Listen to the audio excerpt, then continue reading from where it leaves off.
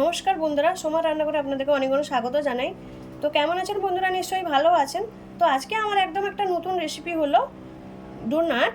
তো chocolate donut বানাবো আর আমি সুগার ডোনাট বানাবো। তো প্লিজ ভিডিওটা আপনারা শুরু থেকে লাস্ট পর্যন্ত জরুর দেখবেন বন্ধুরা। তো তার জন্য এখানে কি কি লাগবে, এখানে আমি নিয়েছি বাটার 2 চামচ নিয়েছি, মেল্ট করে রেখেছি। একটা ডিম লাগবে, ডিম নিয়েছি। চিনি লাগবে 2 চামচ, তো চিনি আমি এখানে 2 চামচ রেখেছি। এখানে ইস্ট নিয়েছি, ইস্টটা আমি এই চামচের 2 চামচ ইস্ট নিয়েছি। এটা দুধের মধ্যে আমি একটু ভিজিয়ে রেখেছি, 5 মিনিট আমি ভিজিয়ে রেখেছিলাম।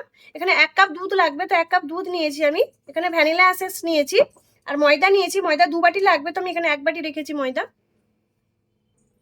আমি দুধটা ঢেলে দিচ্ছি গামলার মধ্যে,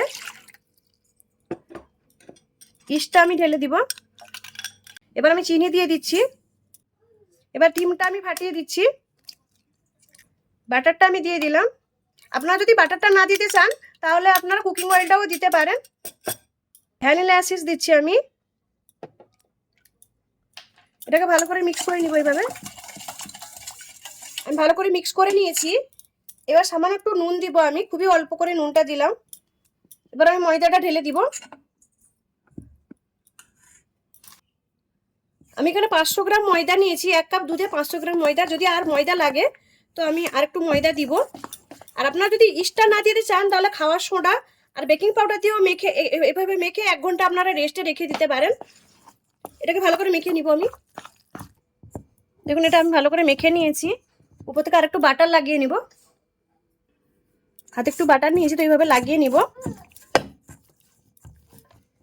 এবার এটাকে আমি আধ ঘন্টা এইভাবে ঢাকা দিয়ে রেখে দিব। মেখে রেখেছিলাম, তো ঢাকনাটা খুলে নিচ্ছি। আধ ঘন্টা হয়ে গেছে। তো এটাকে আমি ভালো করে দেখুন কি সুন্দর ফুলে গেছে ময়দাটা। আমি একটু হাতে ঘি লাগিয়ে নিয়েছি, তো এটাকে এইভাবে একটু ভালো একটু দোলে নিব। এবার আমি লেচিটা করে নিব এর। এইভাবে আমি সবগুলো লেচি কেটে নিব। দেখুন আমি সবগুলো গোল গোল করে নিয়েছি। এগুলো খুবই নরম হয়। আমি বানাচ্ছি ডোনাট, তো ডোনাটের জন্য এই ময়দাটা খুবই নরম করে মাখতে হয়। এখানে আমি একটা ঢাকনা নিয়েছি, তো ঢাকনাটা আমি দিয়ে এইভাবে মধ্যিখানে একটা ফুটো করে নিব।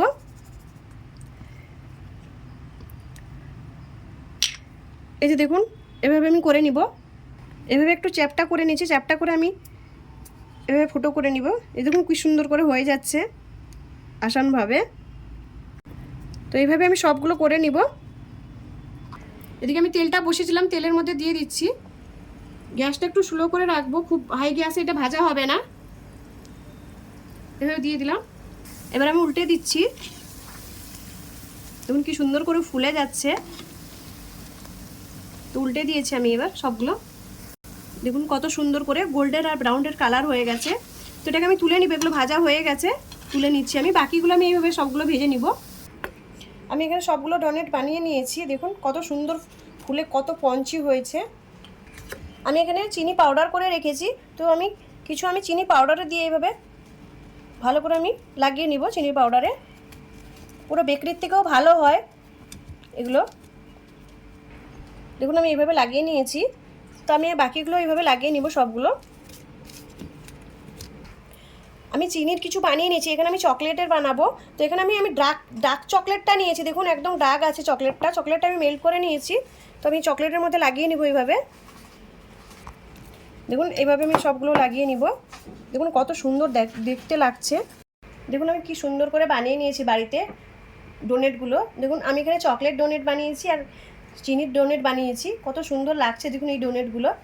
আমি একটা দেখুন কেটে দেখাচ্ছি, কত সুন্দর সফট হয়েছে ভিতর থেকে। এই যে দেখুন একদম কাঁচাও নেই, কত সুন্দর হয়েছে এই ডোনাটগুলো দেখুন। তো আমার এই ডোনাটের রেসিপিটা যদি ভালো লাগে লাইক করুন, শেয়ার করুন, সাবস্ক্রাইব করুন আর আমাকে কমেন্ট করে জানান আমার এই ডোনাটের রেসিপিটা কেমন লাগলো। ধন্যবাদ বন্ধুরা, ভালো থাকেন, সুস্থ থাকেন।